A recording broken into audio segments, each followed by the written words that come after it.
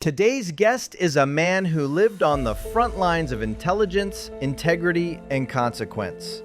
John Kiriakou spent 15 years with the CIA, first as a Middle East analyst and later as a counterterrorism operative who led operations in hotspots like Pakistan in the years after 9/11.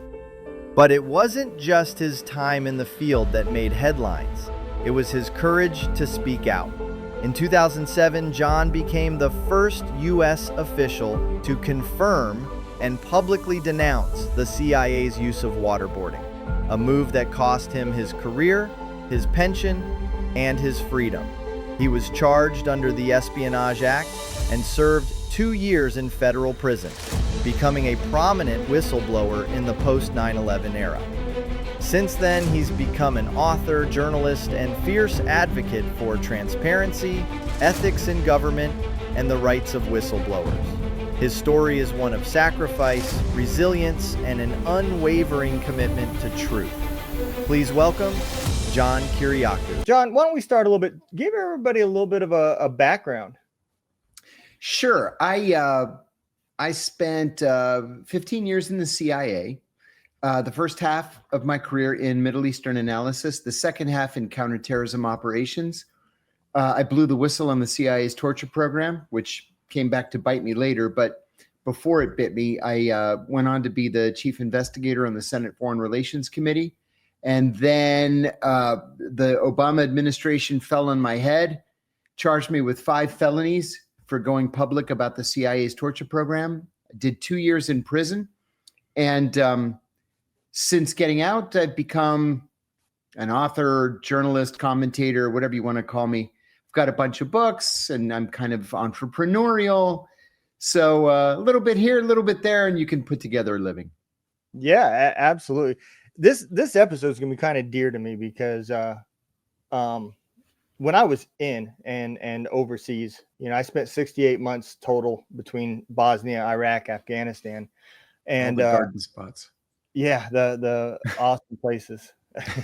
But I really developed a hatred for the people. I didn't really even look at them as people. And since I've been podcasting and learned a little bit more about PTSD and trauma and so forth, it has opened up some rabbit holes that I have gone down. One, like, does the people that we fought, do they have PTSD? Is there somebody over there that is struggling like we do as Americans? And as I've learned, so is the Australian forces, the British forces. They've all been on my show and they've all talked about it as well.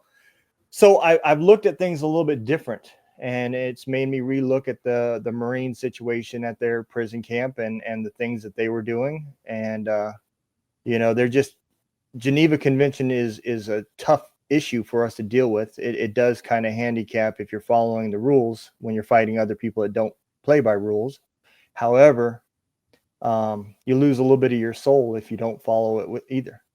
So I think this episode is going to be great to get into it. So let's dig into this a little bit. Let's start out with what brought you to the CIA? I mean, how did that come about?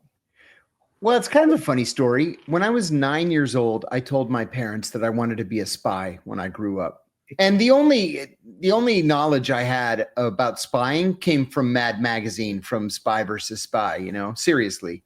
Okay. And then when I was 16, I told my dad specifically that I wanted to be a spy in the Middle East. I was fascinated by the Middle East as a kid.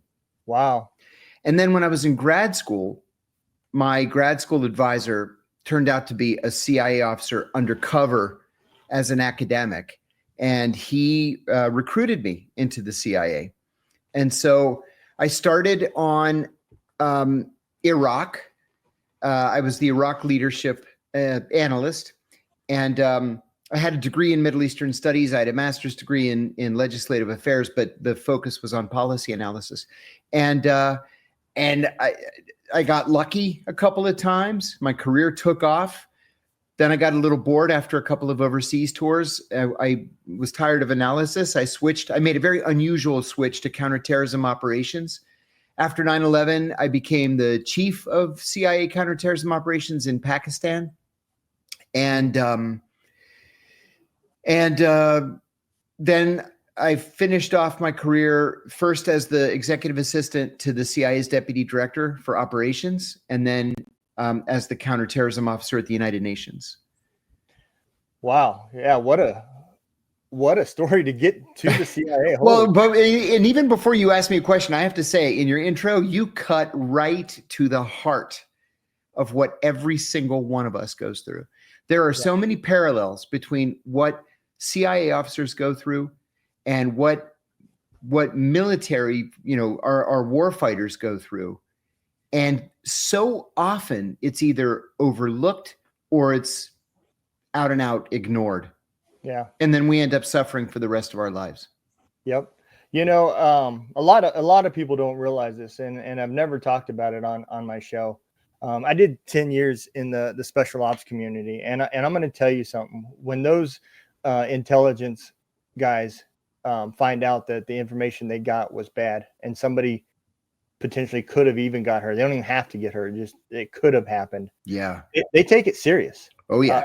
I mean, it sticks with them, and in my unit we've lost people, and I know for a fact. I won't say names or anything, but I do know for a fact there's a person that still lives with that to this day about the people we've lost, and they take it serious. Oh yeah, they do. PTSD and trauma and everything doesn't necessarily mean you had to be on the battlefield pulling triggers. It takes everybody all the way around to make us the fighting force that we are. Absolutely true.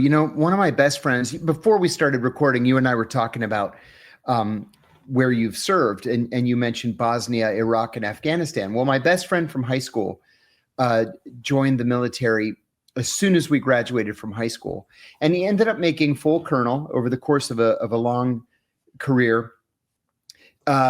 He ended up with a college degree in environmental science, so they put him in charge of the burn pits in both Iraq and Bosnia, and we used to jokingly call him the garbage king of Iraq. But those burn pits gave him a very rare brain cancer, a glioblastoma, and he died at 46 years old. His dad was a veteran of the Second World War, and he just passed away. He was almost 100 years old. But he told me 2-3 years ago that not a single night went by that he didn't have a nightmare about being on the battlefield in Belgium or in France in 1942 and wake up screaming. 1942. That's how long lasting this PTSD was. And they didn't call it PTSD back then. They called it shell shock. Yep. But this poor guy never had a real night's sleep for the rest of his life.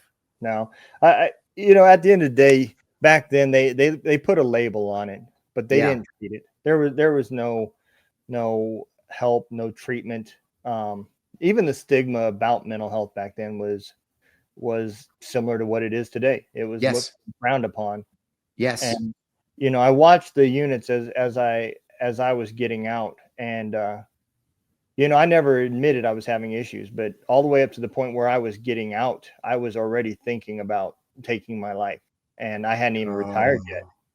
And I watched, because the things that the military did for us was literally check the block type stuff. They brought in civilian counselors, and they said, hey, nobody will ever know that you talk to them. They don't talk to the chain of command. If you're having problems, go see them. But then they put their office right next to the commander's office. So, nobody went. That was the easiest job you could have because you had no customers. Well, you know what? We had a similar situation at the CIA. When I first joined, my boss was walking me around the old headquarters and then the new headquarters building. And he was pointing out, that's where the cafeteria is. That's where the Office of Medical Services is. And in the lobby of the new headquarters building, there's like a glass enclosed atrium. And he said, that's where you go if you want to buy baseball tickets or football tickets, or, you have questions about your insurance or what. And they have different windows, sports tickets and insurance. And then at the end, there was a window for if you needed to talk to a counselor, you had some PTSD, there's something that's bothering you. He said, let me give you some friendly advice. Don't ever go to that window. And I said, why not? If it's supposed to be, to help you. And he said, because at the CIA, that office that's been set up to help people falls under the deputy director for counterintelligence, not medical. Oh, wow. Counterintelligence. And he said, they're going to freeze your career and then they're going to throw you out. Yeah. It's terrible. It's not, I watched it happen multiple times.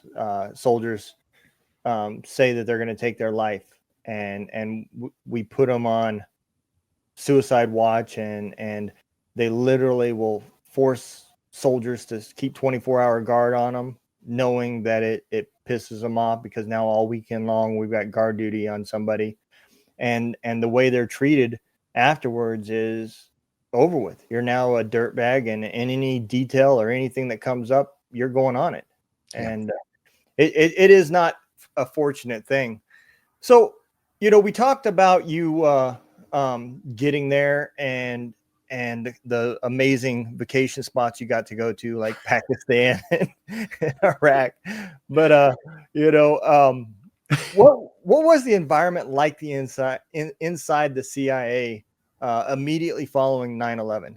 Did like the world just change for you guys? Oh my God. It couldn't have changed any more than it did. And I can encapsulate it into 3 words. The morning that I was leaving for Pakistan, my boss came up to me and shook my hand, because we knew what we were getting into. Our chief had given us this speech saying, we're at war. We all have to fight. Not all of us are coming home. Go with God. Yeah. My boss came up to me and he shook my hand and he says, kill them all. And I said, really, John? We've gotten to that point already? And he just looks at me and he says it again, kill them all. And so I went to the airport, and I was determined not to kill them all, to do, the best as I could. My job was to capture these guys, not to kill them. That was another office that did that. So, I did my best, but it changed everything. And not only did it change everything, it changed everything permanently. The deputy director for operations for whom I worked was fond of saying that the job of the CIA was actually very simple. The job of the CIA was to recruit spies to steal secrets, and then to analyze those secrets to allow the policymaker to make the best informed policy. Yep. After 9/11, the CIA became a paramilitary organization whose job it was to kill, capture, and render anyone who could pose a threat to the United States. Wow. Mm-hmm. Yeah, I knew very little about the CIA's role. I obviously, was in the same compounds where there was all sorts of different forces, and I obviously I didn't know what they did. They came, they went, they hop on our aircrafts and leave, and we pick them up later and bring them back. And that was the way it is. But what I can say is it's not like James Bond. It isn't like what you see on TV. No. The roles they play, especially all the way down to our PSYOPs teams at a much smaller scale, are doing real similar things. Like you said, the idea is to recruit somebody, whether that be pictures that you've taken, shaking their hand, which could be nothing more than an introduction, but now it looks like they're working with you, and threats and stuff like that to be done. Those same things are used against our soldiers. Those same things happen on our soil, in a bar, in America, and there's court cases out there where people have gotten caught. You can see it for yourself. It's not secrets, but those things are hard to come back from. And so when you get over there, how is it that you start setting up and figuring out, okay, what is the best way? Because Pakistan has a border, if you call it a border, but you can walk across at any point. Yes. So That's what made this whole war on terrorism so difficult, was Yes. trying to control a country that had no borders. And remember, those borders were drawn by the British. Yeah. And they didn't consult anybody. They just did it in London with a pen and just going down the map. So you're exactly right. It's exceedingly difficult. What I did when I first got to Pakistan, like literally, I had been in Pakistan for 4 hours, and I go to the station chief to introduce myself and tell him, that I've arrived. And the first thing he said to me was that he wanted me to come up with a standard operating procedure for taking down an Al-Qaeda safe house. Okay. So I had all the training, and then I did the advanced training. We called it advanced counterterrorism operations. I had advanced counterterrorist driving. I had desert driving. And I did everything the CIA had to offer. I had taken it. Weapons, every kind of weapon. And so I sat down at my desk with a legal pad, and I thought, well, I'm going to walk through this. What do I need to do? So I wrote 0200 at the top of the paper because I would want it to be dark. I would want everybody to be asleep because the element of surprise was so important. And then I wrote a list of things I needed. I needed extra weapons, ammunition, encrypted comms, walkie-talkies, battering rams, night vision goggles, all kinds of stuff. I went onto galls.com, which is a police supply house in Kentucky, bought $50,000 worth of stuff, put it on my CIA credit card, and about a week later, it all arrived in station. So administratively, 9/11, this was so soon after 9/11 that 9/11 was still an open criminal investigation. So you had to bring the FBI in. We had a small FBI contingent in Islamabad, so we would bring one or two of them on. And of course, you are in Pakistan, and it's the Pakistanis country, so you, of course, have to invite them. Yeah. And we got a tip that there was an Al-Qaeda safe house there in Islamabad. So we said, okay, let's give this a try, just see how it works out. 0200. We bust down the door with the battering ram, and we grabbed these two kids, two Tunisian kids, both 18 years old. They both burst into tears. Yeah. And one of them asked me if he could call his mom to tell him that he had been captured. Tell her that he had been captured. I said, no, you can't call your mom. So we just took him to the jail. And I remember saying to the guys, well, that was remarkably easy. Okay. Yeah. We got the bulletproof vest and all geared up, and it was easy. And so another thing that I had done when I first arrived is I went to the other friendly countries, embassies, to introduce myself as the CIA counterterrorism chief. And so I said to each of them, if you have any addresses, lay them on me. We can hit them jointly, or we can do it on our own, whatever you want. So sure enough, I got a call from a friendly Arab intelligence station chief. He was kind of a dandy. He never wanted to get his hands dirty, but he was perfectly happy to give us the information so we could get our hands dirty. Yeah. Sounds like yeah. That environment. Yeah. Yes. They're the same way, we are neutral. Yeah, right. Which means they just pay everybody. Correct. So we broke down that door a week later, and we actually caught some serious people. We caught a member of Egyptian Islamic Jihad, which of course had merged with Al-Qaeda in 1995. But before that, they had killed President Sadat in a globally televised assassination during a military parade. So this was a big catch. And we caught a couple of other mid-level Al-Qaeda people. And we started doing this, on the regular, several times a week. We would hit a safe house and grab people. And that continued until March of 2002, when we did a major raid, 13 sites simultaneously. And we caught Abu Zubaydah. We caught the commanders of both the Darunta camp and the Kandahar camp, and dozens and dozens of other people. So it went very well for us. Yeah. Well, you answered a question that I never knew the answer to before. When I was over there, I had seen FBI agents too, and it really didn't make sense to me. Like, why are they they here? Yeah. I was just kind of like, standing there looking at him for a second, like, man, I guess they brought in everybody. You know, almost everywhere I served overseas, almost had an FBI presence. Yeah. But normally the FBI presence was there to catch, the American who's laundering money in that country, or the American who's not paying his taxes, or the American who's doing child porn. Yeah. For FBI agents to go on nightly, counterterrorism raids, that was highly unusual and uncomfortable for everybody. Yeah. I mean, 20-year career, that was the only time that I've ever even seen them on deployments was after 9/11. That was it. So it definitely changed the world for us. And I worked in one huge station. It had, I don't know, 50, 60 people. Mm-hmm. And the FBI contingent was 3 agents and a secretary. So that kind of gives you an idea of how unusual it is for the FBI to be overseas. Yeah. So, I think you learned something real quick on that house that you took down.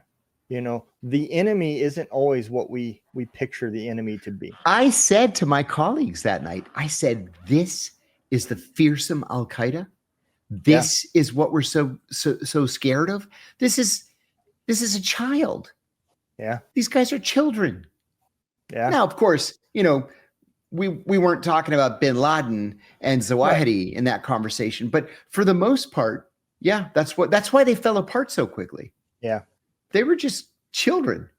Yep. They were forced soldiers. That's they were abducted, taken.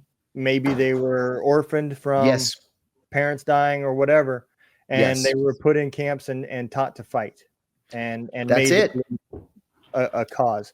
And let me add something.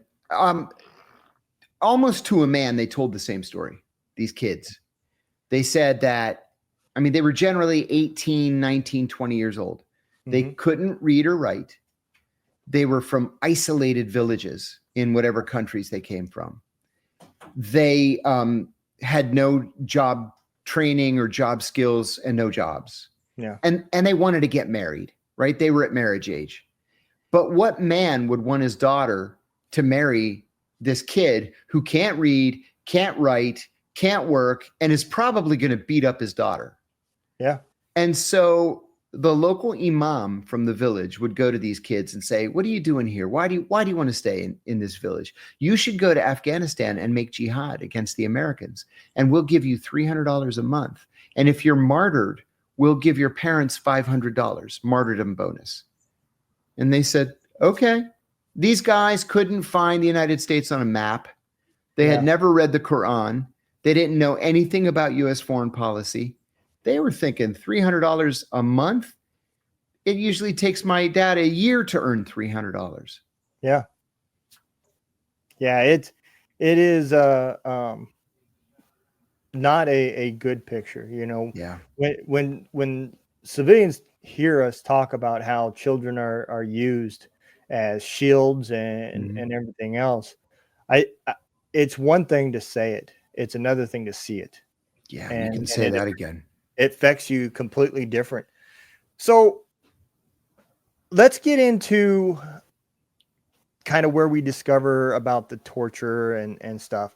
So Abu Zubaydah, I know I said his last name wrong. Zubaydah. Zubaydah. Okay. And the torture program. Yeah.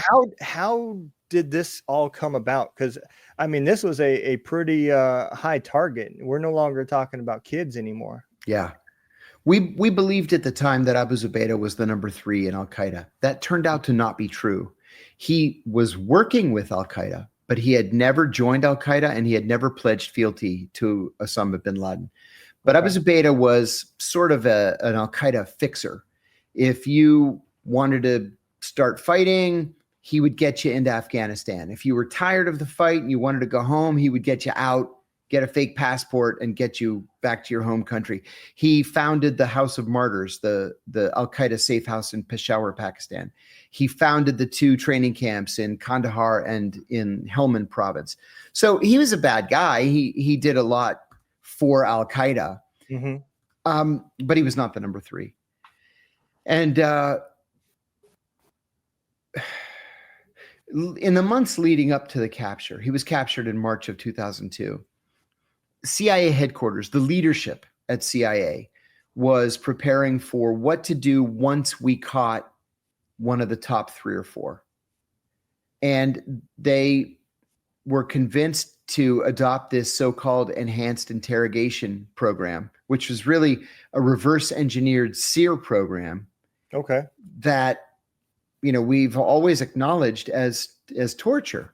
And keep in mind, we had actual laws on the books that forbade us from doing exactly the techniques that the enhanced interrogations called for. Yeah. So there were 2 contract psychologists, James Mitchell and Bruce Jessen, and they had been contractors with the Air Force. They reverse engineered SEER, presented it to George Tenet at the CIA, were paid $108 million. And they flew out to the secret site. Well, Abu Zubaydah was the first HVT, high value target, that we had captured. And so they sort of experimented on him. But you know how these things go. They're cowboys, and this is a slippery slope. And the next thing you know, you're doing all kinds of things that the Justice Department never said you could do. Yeah. And it just got worse from there. And I think one of the main reasons why it's not recommended is it taints the confessions. You bet it does. Not only now are you getting the information you want, but now you don't even know if it's true. No, because and it's likely not, because the prisoner is telling you anything that he thinks you want to hear just to get you to stop torturing him. Yeah. It could become a situation where it's even more dangerous, because now you're acting on this information that may or may not be true. And it puts operators in a situation where they're not really 100% sure what they're going to walk into. That's exactly right. So, that's exactly. And in the meantime, you're bogging down your analysts with hundreds or thousands of hours of garbage that the prisoner has given you. And this team of analysts that could be doing important work is sorting through all this trash, trying to figure out what's true and what's not true. Yeah. Yeah. And again, it's tough, if you don't have reliable sources, it's much better. I think the interpreters programs was much better, where by being an interpreter, it eventually could lead to you having a life in America. And that motivation was a lot more effective than I think, torturing people. So, oh my God, I agree. How, if you can talk about it, how did you discover all of this was happening? Because I assume once the target was captured, they were turned over to another team. Yes. And put in a prison behind 800 walls. Correct. Correct. So, when my tour ended in Islamabad, I went back to CIA headquarters. I became the chief of counterintelligence for the Osama bin Laden unit called Alex Station. And I was in the cafeteria one day, and a colleague of mine came up to me and said that he was glad he ran into me, and would I like to be certified in the use of enhanced interrogation techniques? And I had never heard the term before. So he explained to me what this meant. And I said, man, that sounds like a torture program. What are you talking about? And he said, no, the Department of Justice signed off on it, and the president approved it. It's not torture. I said, nah, let me think about it for an hour. So I went up to the 7th floor, the executive floor of the CIA. There was a very senior officer there for whom I had worked 10 years earlier in the Middle East. And I went in and asked his advice, and he told me to run screaming from the room, that this was a torture program. It was going to be a slippery slope right to prison, and just get away from it. And so I declined.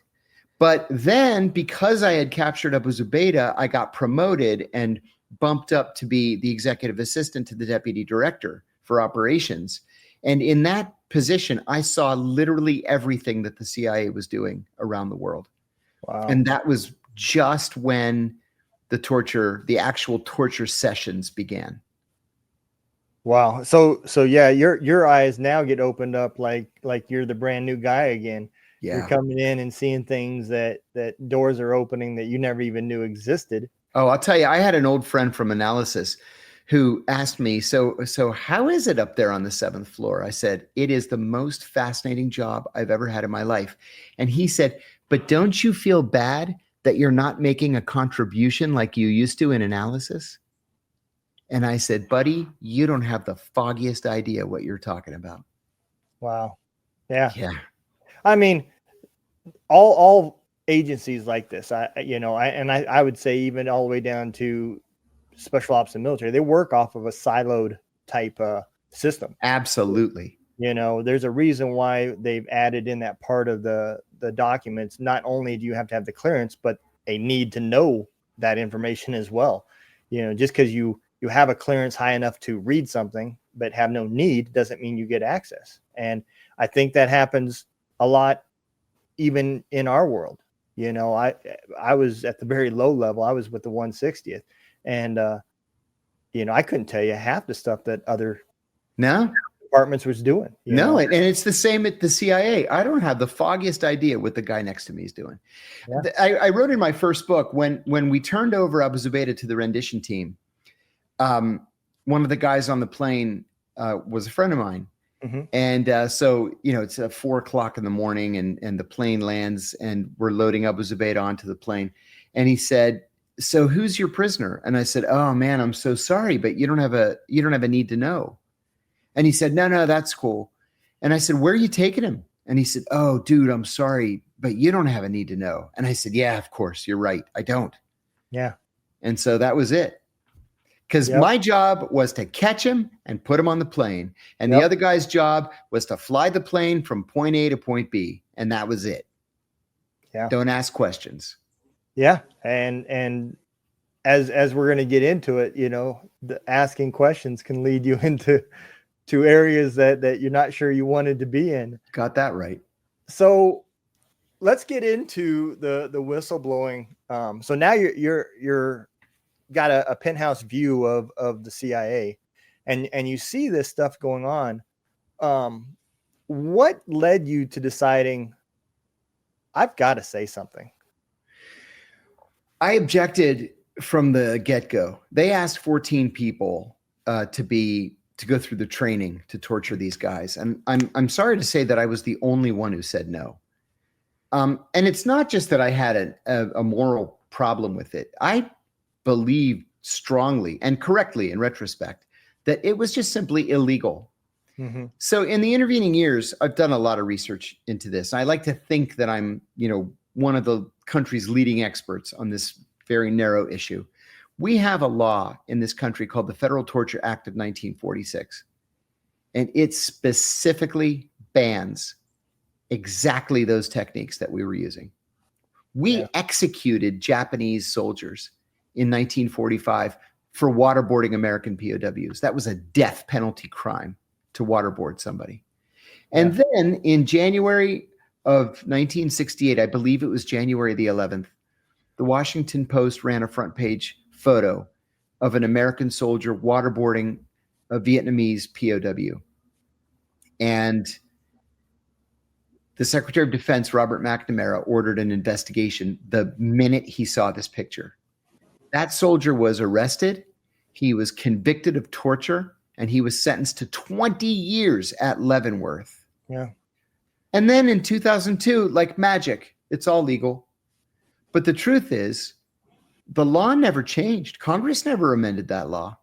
Yeah. We just decided it just didn't fit where we wanted to be in 2002, and we just pretended that the law didn't exist. Well, that's not a constitutional democracy.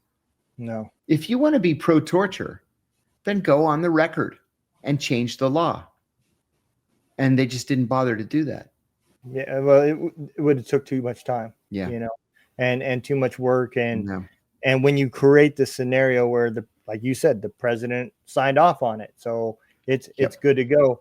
Now in a court, you've got the president that says basically said, no, we're not going to do it, and yes, we are going to do it. And it kind of gives the people that are responsible for it a escape. Yes.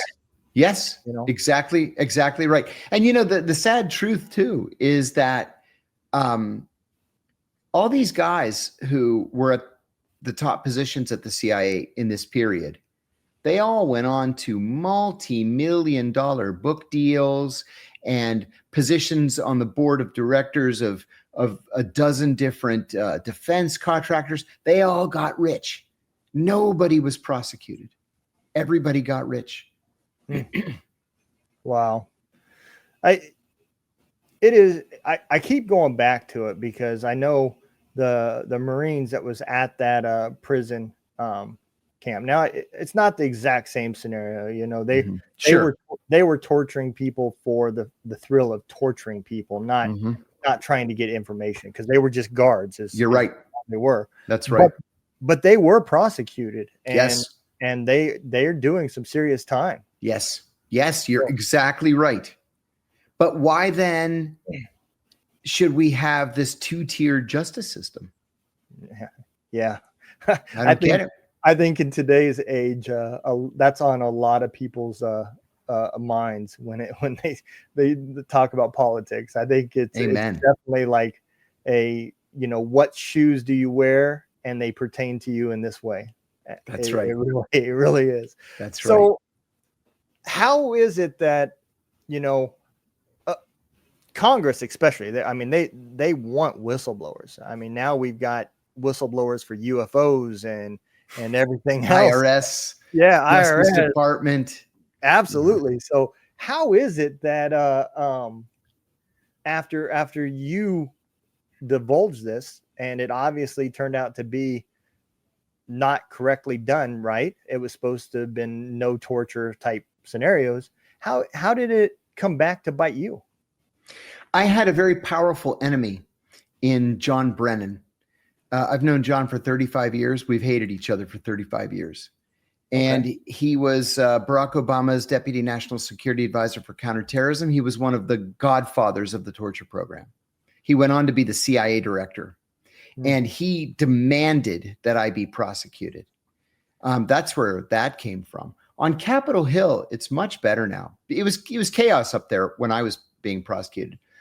But a couple of people have come forward as sort of the go-to protectors of whistleblowers, the most important of whom is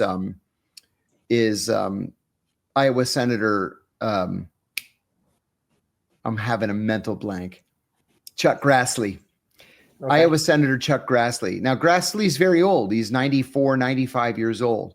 But he's the one guy that you can expect support from. Another one on the House side is Jim Jordan, the congressman from Ohio. He's chairman of the Judiciary Committee.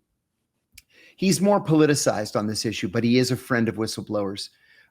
Rand Paul, the senator from Kentucky, is another one. And there's a Democrat, Ron Wyden, senator from Oregon. And that's pretty much it. Yeah. Now, there are 435 members of the House of Representatives. There are 100 senators. We're talking about 535 people. And we can name 4 who support whistleblowers. Wow. So it's still an uphill struggle, but at least it's better than it was 10 years ago. Man, that's not encouraging stats to get people to want to come forward. That is absolutely for sure. So now it comes out. We know that you were being prosecuted over vengeance, more than anything. And it ended up costing you your career and the fact that you had to go to prison for this. I believe I read in one of your bios that you'd said that the CIA training had kind of helped you make it through your time behind the walls. How so? Well, at sentencing, my attorneys asked the judge to send me to a minimum security work camp. Okay. Minimum security has no bars on the windows. The doors aren't locked. You're free to come and go as you please. You're just on your honor not to abscond and run away. Mm-hmm. And so the camps are always situated next to a higher security prison, because when there's a riot, then the guys in the camp go into the prison to do the laundry and do the cooking and stuff like that. The Justice Department had no objection to a minimum security work camp. The CIA did, however. And so when I arrived at the prison thinking I was going to the camp, they put me into the actual prison instead. Wow. So it took me about 4 or 5 days before I got access to a phone. And finally, I was able to call my lawyers, and I told them, hey, they put me in the actual prison with the mafia dons and the drug kingpins and the pedophiles. So what do I do? And my attorney said, oh, my God, well, we can file a motion, but it'll be 2 years before we get a hearing, and you'll be home by then. He said, I'm sorry, buddy, you're just going to have to tough it out. Oh, wow. And so I thought to myself, you've lived in worse places than Loretto, Pennsylvania. And I decided to rely on my CIA training to make sure that I stayed safe and stayed at the top of the social heap. So the first thing I started doing is to form strategic alliances. And my first alliance was with the Aryans, followed closely by the Italians. And knock on wood, I didn't have one single day of trouble. Wow. Yeah, we have one of those minimum security and a not minimum security in my hometown there in Jessup, Georgia. Oh, sure. Federal. And believe it or not, the majority of the people that get taken out of the minimum security isn't because they got caught breaking out. It's because they got caught breaking back in. You know, That's exactly right. They snuck out to go see a girl, or that's right. Or get a pizza, or Yep. pick up a cell phone. Man, that happened almost every day. Like you've worked your way down in security to a minimum, and you're going to throw it away by sneaking into the woods to meet up with your girlfriend? Yep. Or to order a pizza? Yeah. I never understood that. Yeah, me neither. But it definitely happened all the time. So that kind of shocked me that you said, you know, the first connection you made was with the Aryans, you know. I had been in prison for, I don't know, less than an hour. Mm-hmm. And these two Aryans came into my cell, and I jumped up, I put up my dukes. I got to defend myself, but I thought, I'm going to get my ass kicked. It's two of them and one of me. And one of them said, take it easy. Are you the new guy? I said, yeah. So he says, are you a fag? I said, no, I'm not a fag. And he says, are you a rat? And I said, no, I'm not a rat. I didn't have anybody else in my case. And he said, are you a chomo? I said, I don't know what that means. He goes, chomo, child molester. I said, no, I'm not a child molester. And he says, okay, you can sit with the Aryans in the cafeteria. And I was like, oh, okay. So finally, one of the Italians, actually the number 3 in the Bonanno family, came up to me. He lived across the hall from me, and he said, let me ask you a question. He said, why do you sit with those Nazi retards in the cafeteria? I said, I don't know. My first day here, they told me to sit with them. And he says, from today, you're with the Italians. And so for the rest of my sentence, I sat with the Italians every day. Yeah, I think it you know, it comes down to numbers. You know, the Aryan nations is not the majority. Right. And I would imagine neither are the Italians. And so it does make sense in that aspect. But usually the Aryan nation, you would think that they had to have known that you were not in a gang. I mean, yeah, you don't look like the kind of guy that's just covered in tattoos. And I don't have any. No, yeah. No, that's a good point and a good observation. So the Aryan table, the cafeteria is very, very strictly segregated. So there's a dividing line right down the middle, and the entire one side is black guys. And they tend to not segregate like the whites do. The whites are very clearly divided. The blacks, if you're black, you're in. They don't care if you're a pedophile, a drug dealer. They don't care what you did. You're in. On the white side of the cafeteria, the first table the first set of tables is the Aryans. Some people didn't call it the Aryans. They called it the good guys. Oh, okay. Good meaning that your paper was good. So you're not a rat or a pedophile. And so half, like a table and a half, are actual Aryan Brotherhood. And then a table and a half are good guys who are not members of the Aryan Brotherhood. Okay. The next table, the next set of 3 tables, one table is Italians, one table is Native Americans, and one table is sort of overflow for the Aryans if you can't all fit in that front row. And then behind them are 3 groups of 3 tables each, and that's where all the pedophiles and the rats and the gays sit. Gotcha. So I'm assuming, your cover was kept while you were in there then, that you didn't work for the CIA. You didn't. No, sir. No. My case was on the front page of the New York Times and the Washington Post. Wow. It was on TV all the time. And so there was one Italian who not only became my best friend in prison, but here we are 10 years later and is still one of my best friends in the world. He took it upon himself, out of the kindness of his heart, after reading an article in the New York Times saying I was coming in 4 days to that prison, he went to every one of the Italians, the leadership people, to say, there's this guy coming on Thursday. He's a CIA guy, but there's a difference between the CIA and the FBI. The FBI is cops. Yep. The CIA protects us from the Muslims. And this guy hates the FBI as much as we do. And so open arms when I arrived. They welcomed me. And he saved me more trouble than I could even calculate. I'm deeply indebted to him. He's such a sweet guy. And then I'm proud to say at first he was serving triple life without parole for a first-time nonviolent drug offense. Wow. He appealed and they cut it to 30 years. First-time nonviolent drug offense. And then I wrote an appeal for him.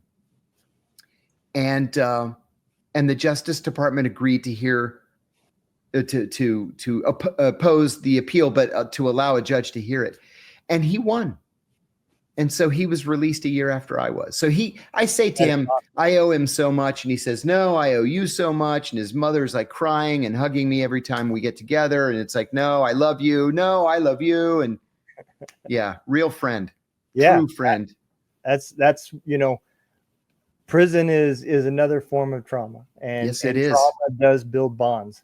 I read in a book called The Sociopath Next Door that 85% of the people in prison at any level, whether it's federal, state, or local, 85% have a diagnosable mental illness. I would agree. Stunning. Yeah, those numbers are extremely close within our homeless as well. Oh, I'm sure that's true. I'm sure and I'll tell you what, there are a lot of homeless people who commit crimes just so they can go to prison and spend the winter indoors. One of my cellmates was a guy from Pittsburgh. He was living in a cardboard box under a bridge in Pittsburgh. And he said, as soon as it started to get cold, he violated parole on purpose. Because he says, look, I don't want to, winter's tough in Pittsburgh. I'm from near Pittsburgh. So he didn't want to spend the winter in that cardboard box.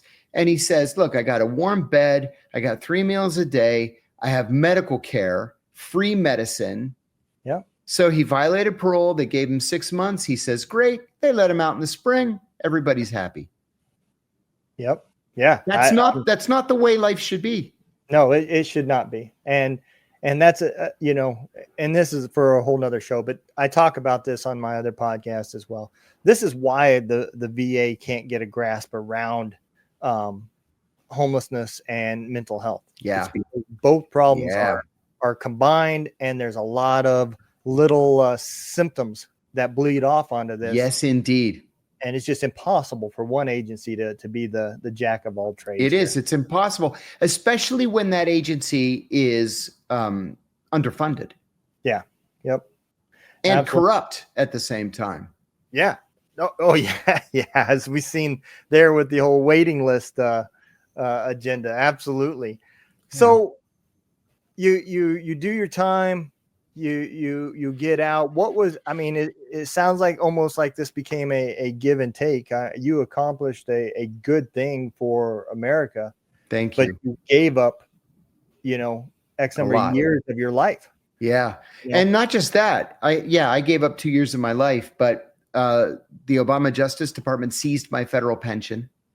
So I'm going to have to work till the day I die. I have no pension and nothing, no savings, no nothing. My wife and I split up.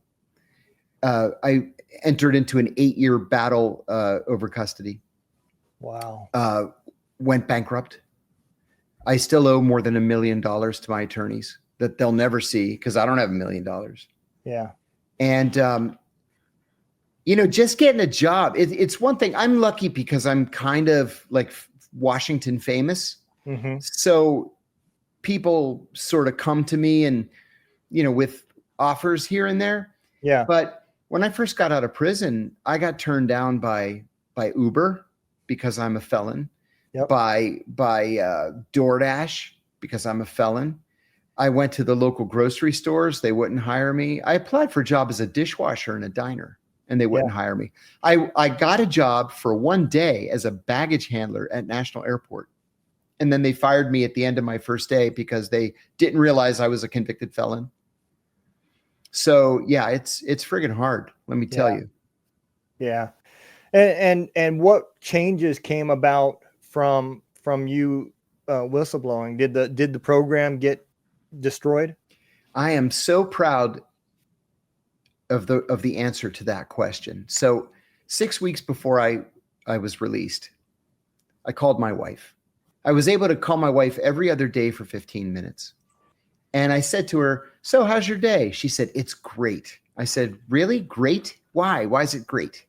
And she said, "Because the Senate torture report was released today and it proved that everything you said was true." And then John McCain, God bless him, John McCain stood up on the floor of the Senate and said that the country owed me a debt of gratitude because without my revelations, the American people would never have known what the government was doing in their name. And so he sponsored the McCain-Feinstein Amendment, which formally and permanently banned torture. And now it's illegal under any circumstances. So it was worth it. Yeah, that's, that is awesome because, like you said, what we gave up was, endangering people's lives that were still over there fighting. And that's right. People don't understand how the smallest amount of OPSEC that given away is so powerful, much more powerful than a guy with an M4, And so I think people underestimate that stuff, the power of conversation over a couple beers with the wrong person. It works. It does. It might take a little bit of time, but it works. Yep. And the intel you end up getting is so much better, having leverage, because once you go down that road of torture, you lose your ability for leverage. That's it. You've now put the person in a desperate situation who feels, I have nothing to lose. I'm going to die if I say nothing. And if they find out it's a lie, I'll die too. But I stand a chance of living for a longer period if I lie. That's right. That's right. It's true. Yeah, it is a brutal slope to go down. So whistleblowers and protection and ethics, right? So what advice, if somebody was to come out today and say, hey, I'm thinking about coming forward with this, and there may be some repercussions, what advice would you give them? Oh, I'm so glad you asked that. Hire an attorney before you say a single word. I made a critical mistake by blowing the whistle and then hiring an attorney because I had to be reactive to everything. You want to be proactive. So don't blow the whistle unless your attorney is sitting in the seat next to you and is able to advise you. Yeah. Yeah, that makes a lot of sense. But again, I you know, on your behalf coming forward, you know, you had two things against you. One, you probably didn't ever anticipate that what you're going to be saying is going to be held against you, you know, No because way. you wasn't the assailant here. You weren't the person being targeted. You were the person coming forward. So why would you think that Right. anything you say is going to be held against you? Yes, And exactly. the second part of that is every day longer that you don't say something, somebody's being tortured. That's exactly right. You know, so it's not like you had the ability of time. You know, we probably have a little bit more time before the UFOs come. So those guys probably have time to get attorneys and That's right. do the right thing. That's right. So with that being said, there is areas in the government, right, that a lot of people talk about. You know, one being the deep state. Yes. You know, do you believe that to be true? Because that's part of what comes out of the whole UFO whistleblowers. Oh yeah, I do. I do. We don't have to call it the deep state. We can call it the federal bureaucracy. But yeah, there's an entire, you know, there's an entire subculture in government that's there for 30, 35, in some cases 40 years. They can outweight presidents. They're not going anywhere. Because of the Civil Service Act, you can't fire them. Yeah. So yeah, if they don't like a president, they just ignore him. Because they know in 4 years or 8 years, he's going to be gone and somebody else is going to be in. Yeah. And truth be said, you know, the power is in the Congress and Senate more than it is the president, you know. Right. So if you're friends with them on that side, you probably stand a pretty good chance to survive the next 4 years. That's right. So, yeah, this is really an amazing story. You know, it's been a long road. I can imagine, you know, I can't imagine the things that you went through, dealing with just the normal effects of combat. Yeah. On top of dealing with the people that you were serving coming against you. You know, I mean, this is trauma on top of trauma. It is. You know, it is indeed. It's tough. It don't. You know, again, we're talking about we're not talking about a local employer. So we're talking about a major agency. It's not like there's any recourse that you're going to stand a chance without just throwing yourself more in debt and probably nothing good come out of it anyways. That's right. So I feel for you in that side. We, I know we're getting to the top. I got just a couple more things. So your career goes this time frame and it ends horribly, right?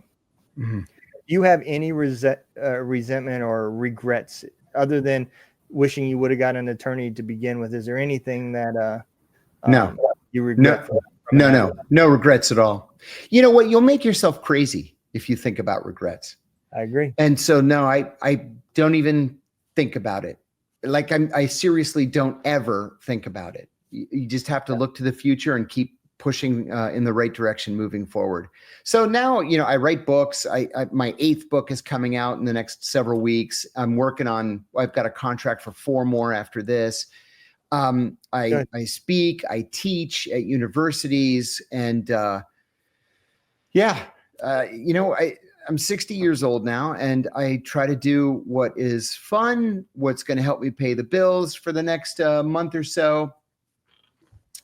And you have to look to the future. You have to. You'll drive yourself crazy if you don't. I completely agree. You know, it is weird. You know, the Lord gives us strength, but no brains. And then as we get older, we lose our strength, but we gain the wisdom. And it is amazing how he knows that if I put the two together at the same time, how dangerous it can be. That's right. And so I think it's really important that once people realize that path that you're on isn't about regret. It's the path that's taking you to putting you where you're supposed to be. And you'll find that when you get there. This is not the way I envision my life working out. Oh, I'm sure. But I had to come to the conclusion that this is what I was meant to do. And so I embrace it. Yep. I do. Yeah. I'm like I said, I'm retired. So I'm happier now than I ever was when I owned my trucking company and was making great money. There you go. And I'm helping veterans every day. I run a nonprofit, and I got a very small little media company that helps people with their podcasts. So, there you go. Here, if you can see behind me, I've got my dad. Oh, you muted yourself. Sorry. That's all right.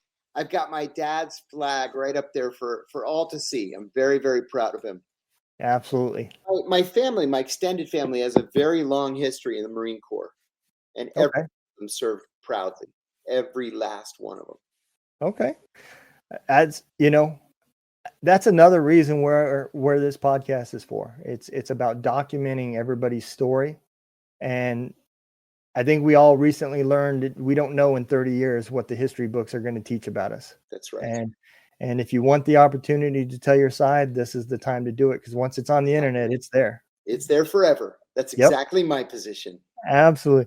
My last question before I give you the opportunity to come forward and tell everybody where they can get all your books and everything. Thank you. If you could go back in time and pick a spot where you were in your darkest moment, and you don't have to talk about the moment, what would be the advice you would give yourself?